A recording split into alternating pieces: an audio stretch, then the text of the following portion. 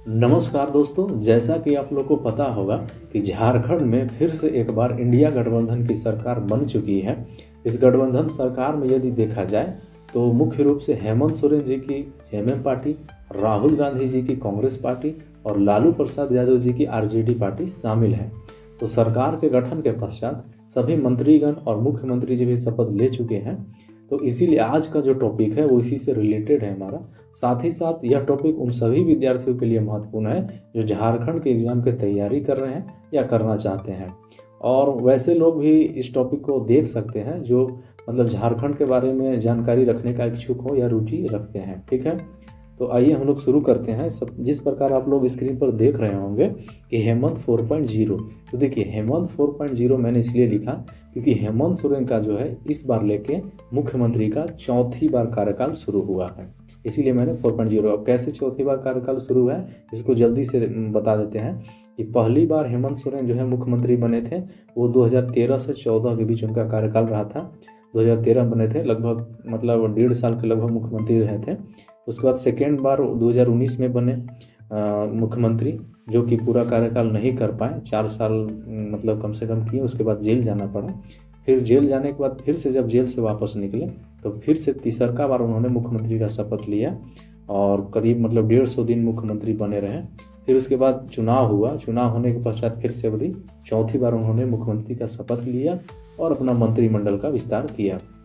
तो इस प्रकार हेमंत सोरेन जो है 4 बार अपील के मुख्यमंत्री बन गए और 4 बार उन्होंने मतलब मंत्रिमंडल का विस्तार किया, इसीलिए मैंने हेमंत 4.0 लिखा। समझ गए। अब हम लोग देखते हैं कि हेमंत 4.0 में जो 11 मंत्रिमंडल में जो टीम बनाए हैं वो अपना क्रिकेट प्लेयर टीम, उनको कौन कौन सा मतलब विभाग जिम्मेदारी दिए हैं, विभाग दिए हैं काम करने के लिए। तो आइए हम लोग शुरू करते हैं। सबसे पहले हम लोग हेमंत सोरेन जी को देख लेते हैं कि इनके पास कौन कौन सा विभाग है। तो हेमंत सोरेन जी के बारे में अगर बात करें तो ये चुनाव जीत के आए कहाँ से, बरहेट विधानसभा चुनाव जीत के आए हैं, जो कि आपको बरहेट पड़ता है राजमहल लोकसभा क्षेत्र के अंतर्गत, लेकिन उसका जो जिला है वो साहेबगंज है। ठीक है, तो इनके पास जो डिपार्टमेंट है वो कौन सा डिपार्टमेंट है वो आइए हम लोग देखते हैं। मुख्यमंत्री के साथ इनके पास department of personnel administrative reform and official language, इसका मतलब हो गया कार्मिक प्रशासनिक सुधार एवं राजभाषा विभाग। सेकेंड नंबर में इनके पास है department of home of prisons यानी कि गृह और कारा विभाग। फिर थर्ड में है department of building and road construction यानी कि भवन और पथ निर्माण विभाग। फिर उसके बाद 4 नंबर में है cabinet secretariat and vigilance department excluding parliamentary affair यानी कि मंत्रिमंडल सचिवालय और निगरानी विभाग। एक्सक्लूडिंग पार्लियामेंट्री अफेयर का मतलब हो गया कि संसदीय कार्य मतलब मामला को छोड़ के इनके पास ये विभाग है। फिर लास्ट में इनके पास है and all other department not allocate to any minister यानी कि वैसे सारे विभाग जो अन्य मंत्रियों को नहीं दिया गया है वो हेमंत सोरेन जी के अंडर में है। जैसे कि एग्जाम्पल में अगर देखना चाहिएगा, जैसे कि इस बार एक विभाग नहीं दिया गया है, जैसे कि है महिला एंड बाल विकास विभाग जो था मंत्रालय और सामाजिक सुरक्षा, वो नहीं दिया गया है, तो किसके पास रहेगा, वो हेमंत सोरेन जी के पास है। ठीक है, अब हम लोग देखते हैं कि हेमंत सोरेन जी के बाद देखते हैं हम लोग कि जिनका जो मंत्री जो बने हैं कैबिनेट जो मिनिस्टर वो कौन कौन से हैं। तो सबसे पहले जो मिनिस्टर हैं वो है आपको राधा कृष्ण किशोर।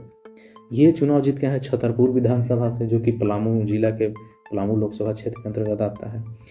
ये इनको जो विभाग मिला है वो कौन से विभाग के मंत्री हैं, तो मिनिस्टर ऑफ फाइनेंस यानी कि वित्त मंत्री। फिर उसके बाद मिनिस्टर ऑफ कॉमर्शियल टैक्स यानी कि वाणिज्य कर के भी मंत्री हैं।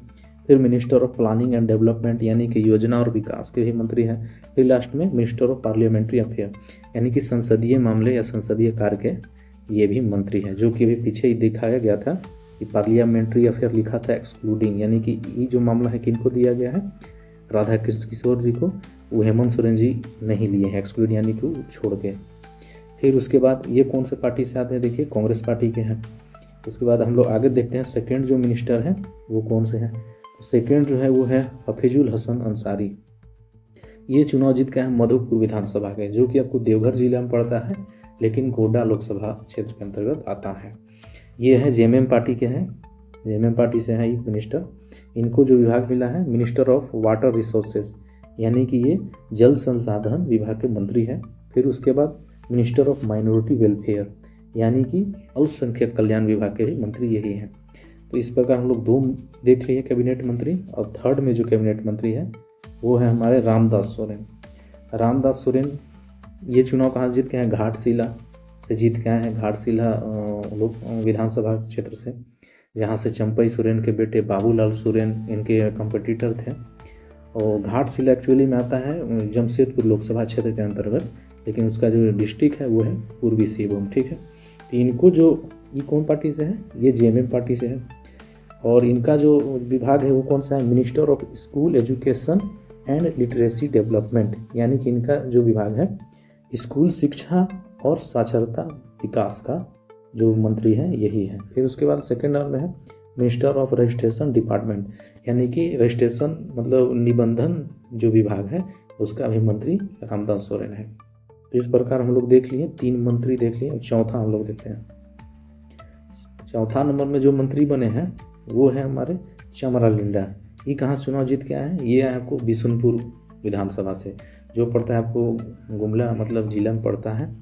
और इसका जो मतलब लोकसभा क्षेत्र है वो है आपको लोहरदगा। और ये कौन पार्टी से है? तो जेएमएम पार्टी से है। इनका जो विभाग है minister of scheduled tribe, scheduled caste and backward caste welfare, backward class welfare. ठीक है, एक्सक्लूडिंग माइनॉरिटी वेलफेयर, यानी कि इनका जो विभाग है चमरा लिंडा का वो है अनुसूचित जनजाति, अनुसूचित जाति और पिछड़ा वर्ग का कल्याण विभाग इनके अंडर में है, लेकिन अल्पसंख्यक विभाग इनके अंडर में नहीं है। वो किनके अंडर में? वो है उन पीछे जो हम लोग मिनिस्टर देखें हाफिजुल हसन अंसारी के अंडर में है अल्पसंख्यक कल्याण विभाग का। अब हम लोग इस प्रकार देख लिए 4 मंत्री। अब हम लोग जो 5वें मंत्री हैं उनको देखते हैं, वो है हमारे योगेंद्र प्रसाद। ये चुनाव जीत के आए हैं एक्चुअली बोकोमिया मतलब विधानसभा जीत के आए हैं, जो पड़ता है बोकारो जिला में। और इनका जो लोकसभा क्षेत्र है वो गिरिडीह लोकसभा क्षेत्र के अंदर रहता है। इनका कौन से पार्टी से है? जेएमएम पार्टी से है। और इनको जो विभाग मिला है वो कौन सा है? Minister of drinking water and sanitation, यानी कि इनका जो विभाग है वो पहले जो मिथिलेश ठाकुर थे वही इनको विभाग मिला है। तो इसका हिंदी आप मत जानिए कि पेयजल एवं स्वच्छता विभाग योगेंद्र प्रसाद जी को मिला है। और सेकेंड नंबर जो मिला है minister of excise and provision of alcohol, यानी कि इसका मतलब हो गया उत्पाद एवं मद निषेध विभाग। ठीक है, तो 2 विभाग मिला। फिर उसके बाद नेक्स्ट 6ठा नंबर मिनिस्टर कौन सा है? 6 नंबर जो है वो है सुधीर कुमार। ये चुनाव जीत के है गिरिडीह विधानसभा से, जो कि गिरिडीह जिला के गिरिडीह लोकसभा में पड़ता है। ये भी जेएमएम पार्टी से है। इनका जो विभाग है वो है इनको minister of higher technical education, यानी कि ये जो मंत्री बने हैं उच्च तकनीकी शिक्षा के मंत्री यही बने हैं। ठीक है, उच्च तकनीकी शिक्षा के मंत्री बने हैं उस विभाग का। फिर उसके बाद सेकंड नंबर इनको मिला है minister of tourism, art, culture, sport, youth affair. इसका मतलब हो गया कि पर्यटन, कला, संस्कृति, खेलकूद एवं युवा जो मामला है उसका भी मंत्री यही है। फिर थर्ड में मंत्री हैं minister of urban development and housing, यानी कि नगर विकास एवं आवास विभाग का मंत्री यही है। तो इस प्रकार हम लोग देख लिए। अब जो 7वां मंत्री है उसको हम लोग देखते हैं। 7 नंबर का जो कैबिनेट मिनिस्टर वो है दीपक बिरुआ। ये चुनाव जीत के आए हैं चाईबासा विधानसभा से। और इनका जो लोकसभा क्षेत्र पड़ता है वो पड़ता है सिंहभूम लोकसभा क्षेत्र, और जिला जो है वो वेस्ट सिंहभूम है। ठीक है, इनके ये कौन से पार्टी से? ये जेएमएम पार्टी से है। इनका जो विभाग है वो कौन सा है? Minister of revenue, registration and land reform unregistered. इसका मतलब हो गया आपको कि राजस्व निबंधन एवं भूमि सुधार विभाग ये एक इनके पास है, दीपक बिरुआ के पास है। सेकेंड नंबर में इनको मिला है मिनिस्टर ऑफ ट्रांसपोर्ट, यानी कि परिवहन विभाग भी। फिर उसके बाद देखते हैं हम लोग अगला नेक्स्ट जो मिनिस्टर है वो है शिल्पी नेहा तिर्की, 8 नंबर। ये चुनाव जीत के आई है मांडर विधानसभा से, जो पड़ता है कराची जिला में, लेकिन इसका लोकसभा क्षेत्र है लोहरदगा। कौन सी पार्टी की है? कांग्रेस पार्टी की है। इनके पास जो मंत्रालय मिला है, कौन सा विभाग इनको के मंत्री है? ये है आपको minister of agriculture, animal husbandry, cooperative. इसका मतलब हो गया कृषि, पशुपालन एवं सहकारिता विभाग का मंत्री ये है। उसके बाद हम लोग नेक्स्ट देखते हैं 9वां नंबर में जो मंत्री है वो है दीपिका पांडे सिंह।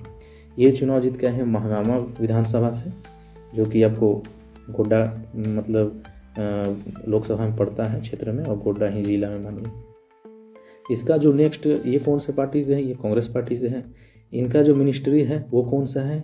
दीपिका पांडे का, यानी कि minister of rural development, minister of rural work, minister of Panchayati Raj, यानी कि ये ग्रामीण विकास के जो मंत्री हैं विभाग का, फिर ग्रामीण कार्य क्या मंत्री हैं, और पंचायती राज का भी मंत्री दीपिका पांडे सिंह है। ये हो गया आपका नेक्स्ट। और इसके बाद हम लोग देखते हैं नेक्स्ट है इरफान अंसारी। इरफान अंसारी 10वें नंबर में हम लोग देखते हैं। इरफान अंसारी चुनाव कहाँ जीते हैं? जामताड़ा विधानसभा से। जामताड़ा डिस्ट्रिक्ट हो गया, लेकिन दुमका लोकसभा क्षेत्र के अंतर्गत आता है। इनका जो पार्टी है कांग्रेस पार्टी से है। इनको कौन कौन सा विभाग मिला है इस बार? पिछला बार तो ग्रामीण विकास के मंत्री थे, जो अब की दीपिका पांडे सिंह को मिल गया। इनको जो मिला है minister of health, medical education and family welfare, यानी कि बन्ना गुप्ता वाला इनको जो है से मिल गया है मंत्रालय। इनको जो मंत्रालय, इसका मतलब हो गया मिनिस्टर ऑफ हेल्थ मतलब स्वास्थ्य, चिकित्सा, शिक्षा एवं परिवार कल्याण विभाग इनको मिल गया।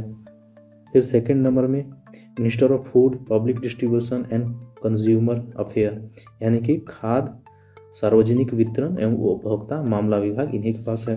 थर्ड में इनको मिल गया मिनिस्टर ऑफ डिजास्टर मैनेजमेंट, यानी कि आपदा प्रबंधन विभाग के भी यही मंत्री हैं। इस प्रकार हम लोग 10 देख लिए। नेक्स्ट जो है 11 नंबर का जो मंत्री है वो आरजेडी कोटे से हैं सिर्फ एक, वो है संजय प्रसाद यादव। संजय प्रसाद यादव चुनाव जीत के आए हैं गोड्डा विधानसभा से। गोड्डा ही डिस्ट्रिक्ट में पड़ता है, जानिए रहे, गोड्डा ही लोकसभा में, ठीक है। इनका पार्टी कौन सा है? आरजेडी, लालू प्रसाद यादव जो मेन मुखिया है, गोड्डा ही डिस्ट्रिक्ट हो गया, ठीक है। तो संजय प्रसाद यादव आरजेडी कोटे से एकमात्र मंत्री हैं, ये आरजेडी पार्टी से है। पिछले बार जो विभाग मिला था आरजेडी को, वही विभाग सेम फिर से मिला है। पिछले बार इनके मंत्री थे सत्यानंद भोक्ता जी, जो कि इस बार हार गए चुनाव, अपने इसको लड़ाए थे पुतों को। तो इनके पास जो कौन सा है देख लीजिए, सेम वही minister of labour, employment, training and skill development, ये इनके पास है संजय प्रसाद यादव, यानी कि श्रम नियोजन, प्रशिक्षण एवं कौशल विकास विभाग इनके पास है। Second number department of industry, यानी कि उद्योग, इंडस्ट्री मतलब उद्योग विभाग भी इन्हीं के पास है। इस प्रकार हम लोग 11 मंत्री जो शपथ लिए हैं मंत्री कैबिनेट मंत्रिमंडल में, वो देख लिए। अब नेक्स्ट जो हम लोग देखेंगे ये क्या है? मिनिस्टर बाई पार्टी, यानी कि कौन पार्टी से कितने मिनिस्टर हैं वो आप लोग यहाँ पर देख सकते हैं। तो इसमें देखिए जेएमएम से कितने हो गए? 7 हो गए। कांग्रेस से कितने हो गए? 4 हो गए। और आरजेडी से कितने हैं? सिर्फ एक है, संजय प्रसाद यादव। 7 यानी कि 6 कैबिनेट मंत्री हैं, एक हेमंत सोरेन जी को ले लीजिए तो 7 मान लीजिए हो गए। और उसके बाद यहाँ पर अगर चार्ट ग्राफ में समझना चाहिएगा तो इस प्रकार छोटा कर दे रहे हैं। इसमें देखिए, इसमें क्या है कि कितना परसेंट मतलब सरकार में हिस्सा है? जेएमएम का 60%, कांग्रेस का 30, 10% आरजेडी का मानिए।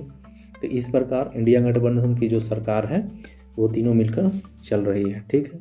आगे नेक्स्ट आप लोग का बहुत बहुत धन्यवाद जो वीडियो में इतना देर बने रहें। और अगर वीडियो अच्छा लगा हो तो प्लीज़ लाइक और सब्सक्राइब जरूर कर दीजिए, ठीक है। धन्यवाद आप लोग का।